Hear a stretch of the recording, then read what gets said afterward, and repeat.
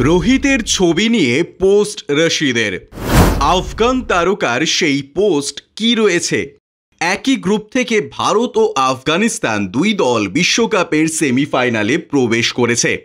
এবার একমাত্র Brian Lara আফগানিস্তানের ওপরে বাজি ধরেছিলেন বিশ্বকাপ ফাইনালে ওঠার ব্যাপারে।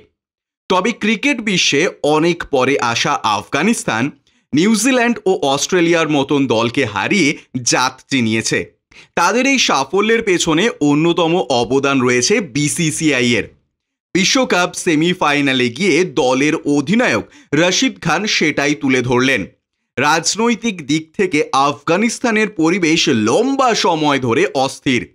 রশিদ খানেরা হোম ম্যাচ আফগানিস্তান খেলতে পারেননি। তাদের এই পরিস্থিতি থেকে বাঁচাতে আসরে নামে ভারত। বিসিসিআই লখনৌকে রশিদদের হোম গ্রাউন্ডে পরিণত করে। আসন্ন আফগানিস্তান বনাম বাংলাদেশ সিরিজেও ভারত আফগানদের হোম ম্যাচ। শুধু বোর্ড হয় প্রাক্তন ও বর্তমান প্লেয়ার প্রত্যেকেই আফগানিস্তান প্লেয়ারদের সাহায্য করেন। এদিন বিশ্বকাপের রেকর্ড তৈরির পর আফগানিস্তান অধিনায়ক রশিদ খান একটি পোস্ট করেন।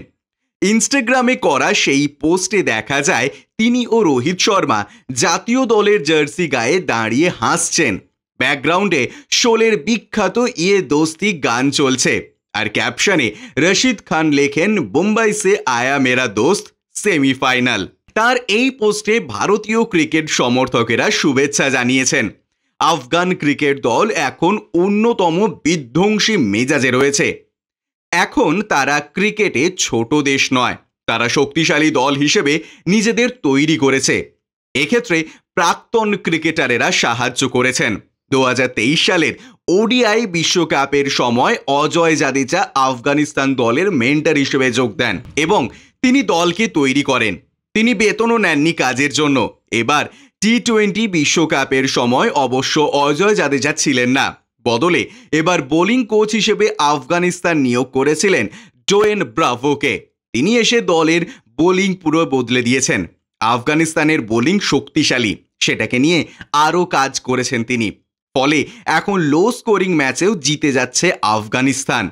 অস্ট্রেলিয়া ও বাংলাদেশ ম্যাচ যার প্রমাণ। কম রান করেও সেটা ধরে রাখতে পেরেছে আফগানিস্তান। আর এক্ষেত্রে রশিদ খানের অধিনায়কত্বের প্রশংসা করেছেন তিনি।